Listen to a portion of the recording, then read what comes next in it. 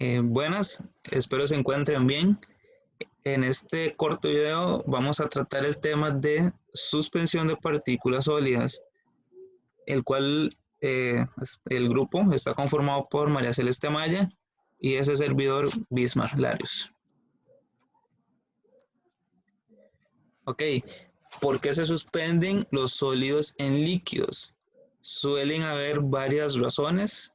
Unas cuantas de ellas es para homogeneizar una mezcla para alimentar un proceso.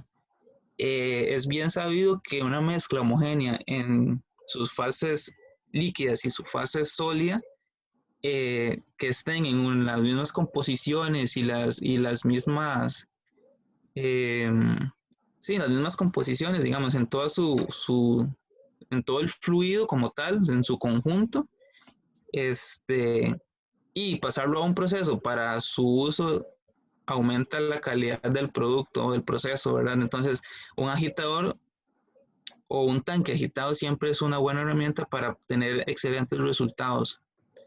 Ok, también para disolver sólidos en líquidos, muy importante, si el sólido tiene una baja solubilidad en el líquido, con agitación y quizá con una temperatura elevada, se puede llegar a disolver perfectamente, ¿verdad? También para promover una reacción química, si tenemos un catalizador ahí de por medio, una agitación es el elemento adecuado para poder aumentar el rendimiento de la reacción, ¿verdad? Entonces, una agitación promueve la reacción química y si hay catalizadores de por medio, pues con muchísima más razón, ¿verdad? Al final necesitamos recuperar ese catalizador y no puede irse con las materias primas necesarias para llevar a cabo esa reacción, ¿verdad? Hay que recuperar ese catalizador y agitando un tanque es la mejor manera para hacerlo, ¿verdad? Además, promueve el crecimiento de cristales en una solución sobresaturada. Entonces, eh, todos estos puntos es importante analizarlos y saber entenderlos para saber por qué es importante una agitación en una solución líquida y sólida.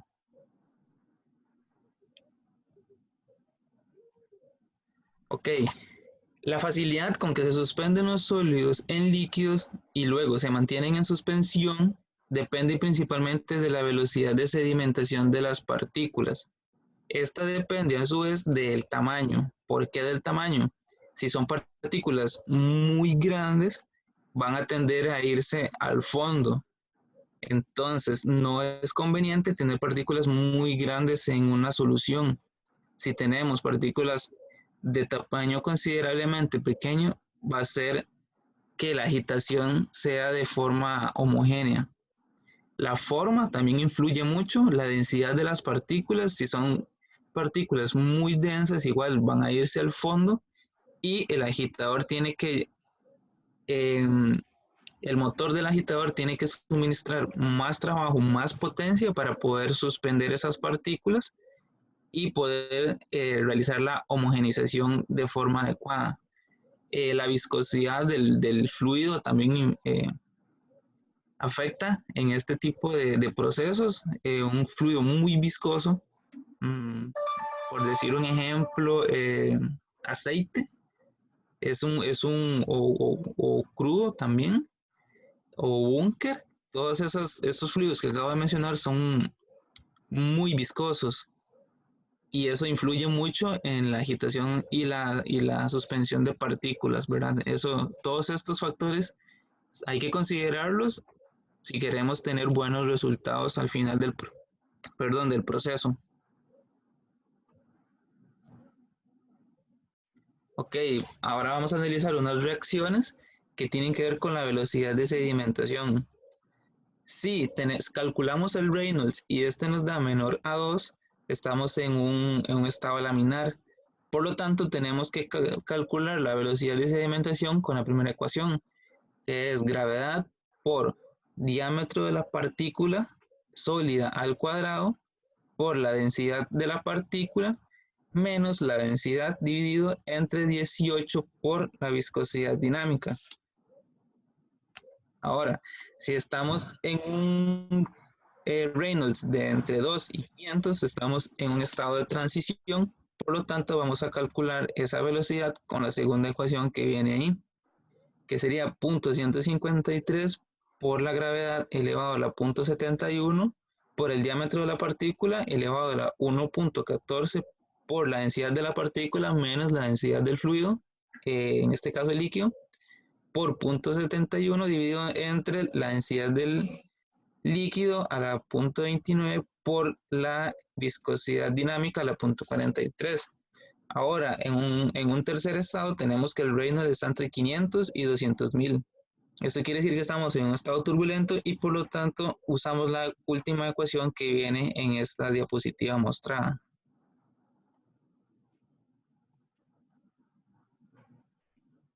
De acuerdo, en caso de no tener los suficientes datos que proporciona el enunciado o en lo que estemos trabajando, entonces podemos calcular el factor K. Este factor K viene dado por la ecuación de diámetro de partícula, todo eso dividido, multiplicado, perdón, por la gravedad, la densidad del fluido, la densidad de la partícula, menos la densidad del fluido entre la viscosidad dinámica al cuadrado y todo eso elevado a la 1/3. Si ese K nos da menor a 3.3, estamos en un estado laminar. Si el K está entre 3.3 y 43.6, estamos en un estado de transición. Y si el K está entre 43.6 y 2360, estamos en un estado turbulento. Esto para casos donde no podamos calcular el número de Reynolds.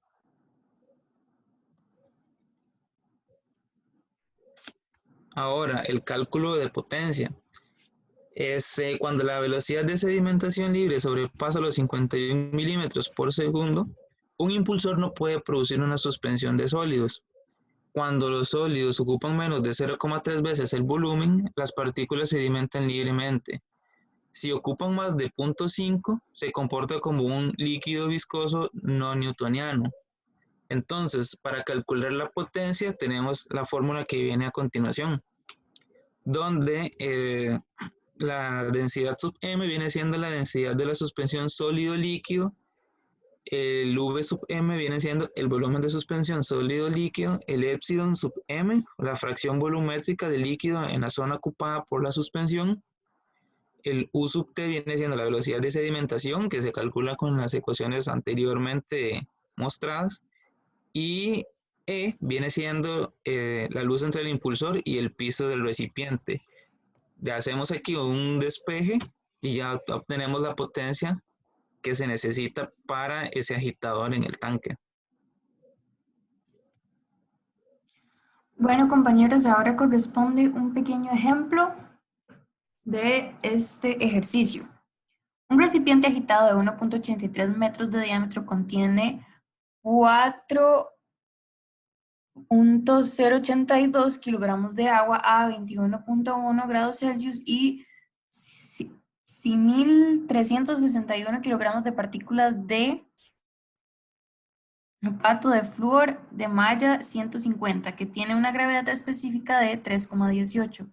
El impulsor es una turbina de 6 aspas con aspas rectas de 0.61 metros de diámetro, colocada un diámetro del impulsor sobre el piso del recipiente. ¿Cuánta potencia se requiere para suspender las partículas hasta una altura máxima de 1.52 metros? Y la otra pregunta es, ¿cuál sería la velocidad del impulsor bajo estas condiciones? Entonces, tenemos los datos, ¿verdad? El dt, que sería el diámetro del tanque, es de 1.83. El dA, que sería el diámetro de las aspas, es 0.61. Sabemos que, como había comentado el compañero, que E es esta distancia que observamos acá, de las aspas al fondo del tanque, es de una relación de 1 a 1 con el diámetro de las aspas. Entonces, también es de 0.61. Y luego la altura máxima, h, ¿verdad? En este caso denotada como z sub s, sería de 1.52. Teniendo esto, procedemos a calcular el volumen de la suspensión. Entonces, va a ser pi por el diámetro del tanque al cuadrado por la altura entre 4. Entonces tenemos pi por 1.83 al cuadrado por 1.52 entre 4 y eso nos da 4 metros cúbicos. Luego tenemos que contemplar la densidad del líquido y la densidad del sólido. La densidad del líquido se obtiene de cualquier libro de fluidos, ¿verdad? O inclusive de química general, puesto que es agua a una cierta temperatura. Tenemos que es 99,8,0016 kilogramos sobre metro cúbico.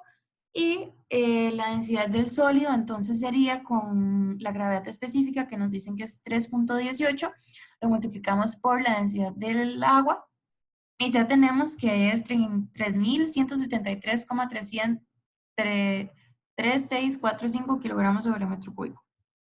Luego ocupamos el volumen de los sólidos en la suspensión, que sería entonces la masa de las partículas, ¿verdad?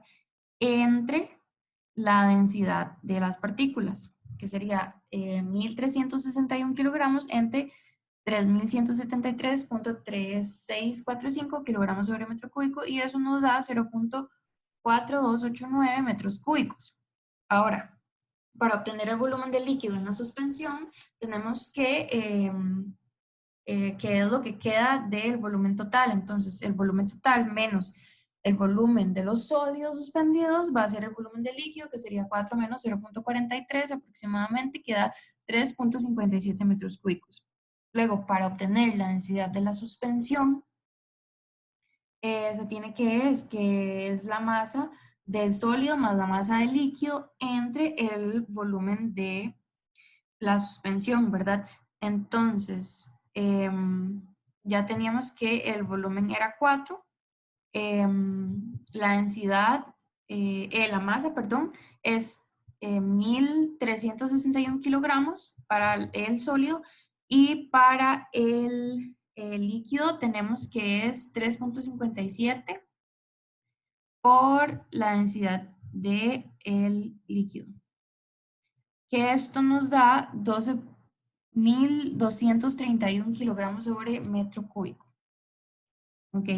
Luego, para una fracción volumétrica del líquido en la suspensión, tenemos que es una relación del volumen del líquido entre el volumen suspendido, entonces es 3.57 entre 4, que eso nos da 0.893. A continuación, del libro McCabe y Smith, de los apéndices 20, podemos sacar el diámetro de partícula, que sería 1.04 por 10 a la menos 4 metros, y del apéndice 10 tenemos una viscosidad dinámica de 0.982 por 10 a la menos 3 kilogramos sobre metros por segundo. Ahora, para obtener la densidad, bueno, esto ya lo hemos calculado, y la velocidad de sedimentación, ¿verdad? Corresponde a las fórmulas que había expuesto mi compañero anteriormente.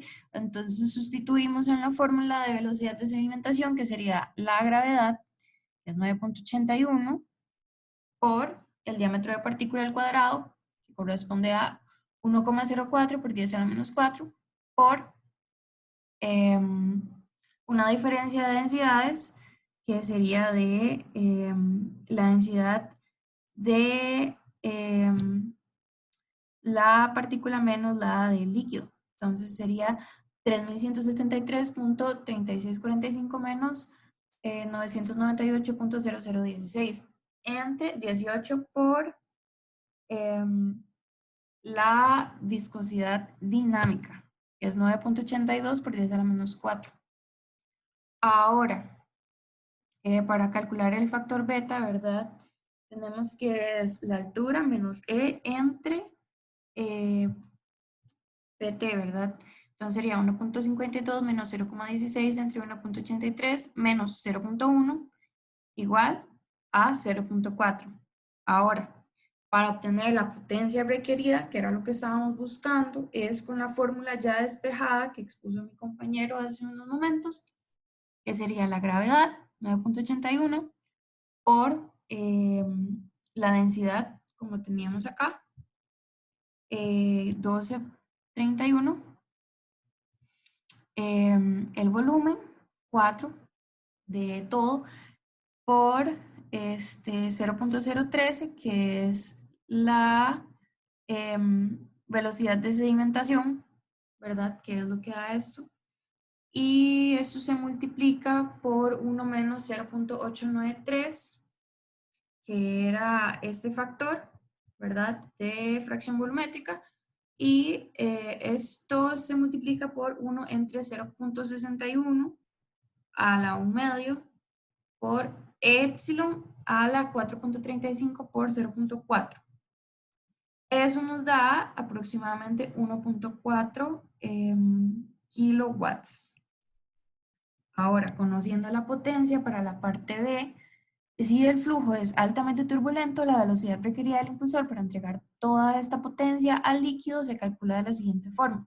Y bueno, con la tabla 9.2 obtenemos un CAT total de 6.3 para una turbina de 6 aspas. Entonces, el número de revoluciones por minuto corresponde a N, que sería la potencia entre el K total por el diámetro de las aspas a la 5 por la densidad de líquido a la 1/3. Entonces, sustituimos y tenemos que el número de revoluciones por minuto es 82.8.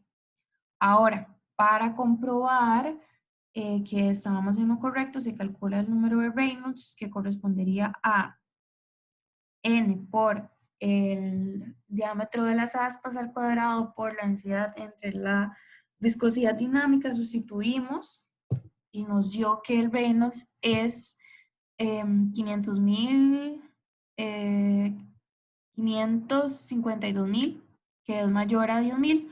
Entonces, sí aplica. Espero que hayan comprendido. Esperamos sus dudas y preguntas. Muchísimas gracias por su atención.